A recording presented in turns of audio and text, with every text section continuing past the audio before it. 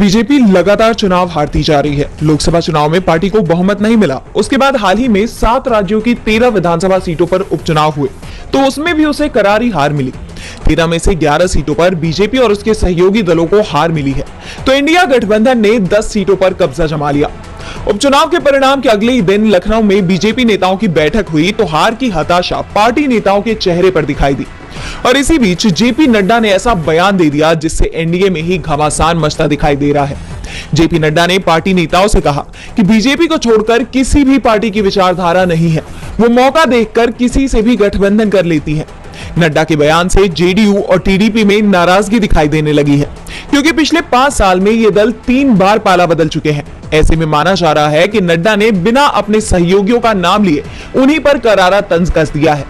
3 साल पहले भी नड्डा ने क्षेत्रीय पार्टियों को लेकर बयान दिया था कि सभी क्षेत्रीय पार्टियां समाप्त हो जाएंगी, लेकिन 2024 के लोकसभा चुनाव में क्षेत्रीय पार्टियां मजबूत होकर सामने आई है। यहां तक कि नरेंद्र मोदी की कुर्सी भी क्षेत्रीय दलों के समर्थन पर टिकी हुई है। नड्डा के बयान से मोदी सरकार जरूर मुसीबत में फंस सकती है। बैठक में यूपी के सीएम योगी आदित्यनाथ की परेशानी भी खुलकर सामने आती दिखाई दी और उन्होंने बीजेपी की हार के लिए सोशल मीडिया को ही जिम्मेदार ठहरा दिया और इस पर लगाम लगाने की जरूरत तक कह दी। हालात ये हो गए हैं कि बीजेपी के नेता घबराए हुए दिखाई दे रहे हैं। उन्हें लगने लगा है कि मोदी सरकार ज्यादा दिन नहीं चलेगी, तो यूपी में भी 2027 में बदलाव तय है। लोकसभा के बजट सत्र से पहले कांग्रेस ने बड़ा फैसला किया है। राहुल गांधी को तो पार्टी पहले ही लोकसभा में अपना नेता चुन चुकी थी। राहुल गांधी सदन में नेता प्रतिपक्ष भी बन गए हैं और अब कांग्रेस ने राहुल गांधी का साथ देने के लिए लोकसभा डिप्टी लीडर के नाम का भी ऐलान कर दिया है। कांग्रेस महासचिव केसी वेणुगोपाल ने बताया कि असम की जोरहाट सीट से सांसद गौरव गोगोई लोकसभा में पार्टी के डिप्टी लीडर होंगे, यानी गौरव गोगोई लोकसभा में अब उप नेता प्रतिपक्ष होंगे। इसके अलावा चीफ व्हिप की जिम्मेदारी केरल से 8वीं बार चुनाव जीतकर आए के सुरेश को सौंपी गई है। उन्हें लोकसभा में पार्टी का मुख्य सचेतक बनाया है।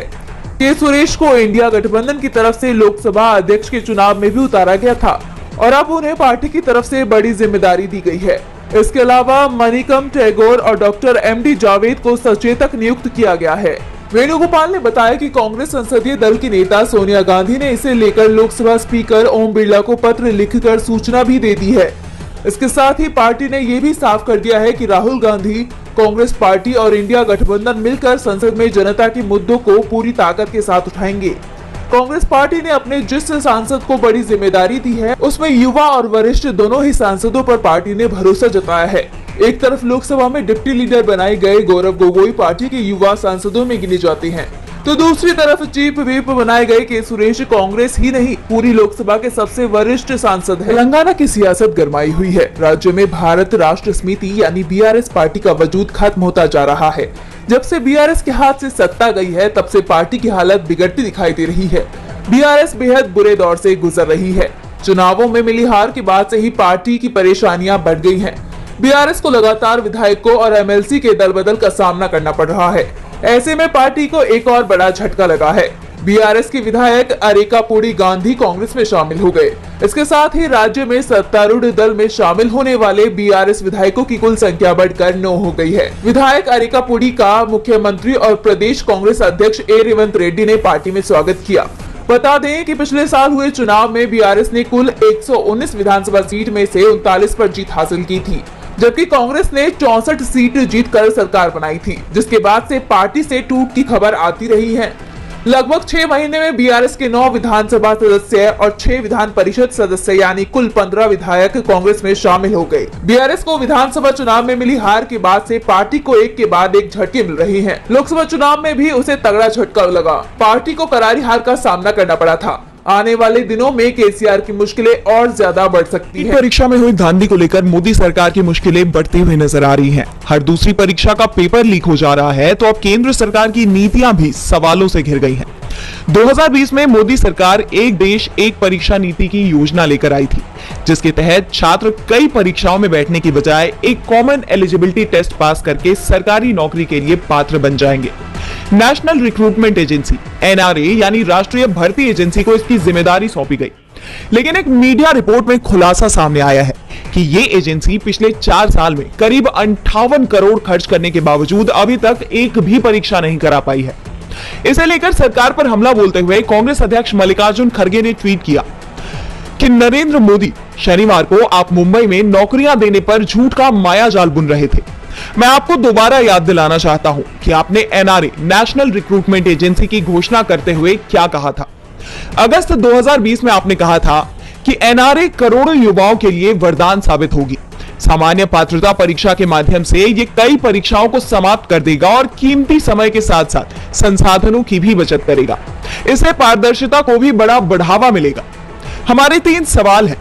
एनआरए ने पिछले 4 वर्षों से एक भी परीक्षा क्यों नहीं कराई? क्यों एनआरए को 1517.57 करोड़ का फंड मुहैया कराने के बावजूद 4 वर्षों में अब तक केवल 58 करोड़ रुपए खर्च किया गया है? एनआरए सरकारी नौकरियों की भर्ती के लिए संस्था बनी थी।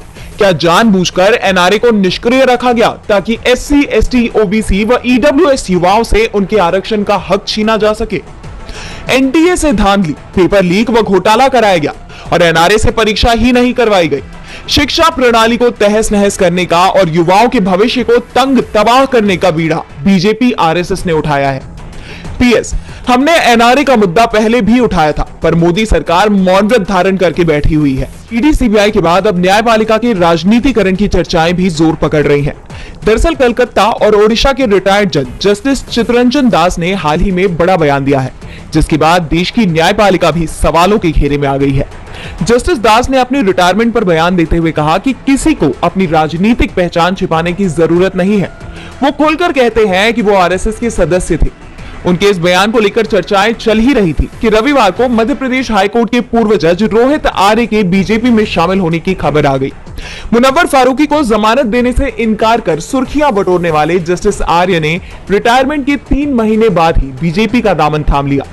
वहीं लोकसभा चुनाव से पहले कोलकाता हाईकोर्ट के जज जस्टिस अभिजीत गंगोपाध्याय ने वॉलंटरी रिटायरमेंट ले ली थी और चुनाव में जीत हासिल कर अब वो बीजेपी सांसद बन गए हैं। ऐसे में जस्टिस दास के भी बीजेपी में शामिल होने को लेकर चर्चाएं तेज हो गई हैं। हालांकि उन्होंने जस्टिस गंगोपाध्याय के बीजेपी में शामिल होने के तरीके की आलोचना की है, लेकिन उनके इस बयान के कई मायने निकाले जा रहे हैं। बता दें कि जस्टिस दास अपने फैसलों को लेकर अक्सर चर्चाओं में रहे हैं। अपने एक फैसले में उन्होंने महिलाओं पर अभद्र टिप्पणी की थी, जिस पर सुप्रीम कोर्ट ने कहा था कि कई बार जजों की टिप्पणी गलत संदेश दे देती है। और अब जस्टिस के एक और बयान ने राजनीतिक गलियारों में हलचल तेज कर दी है।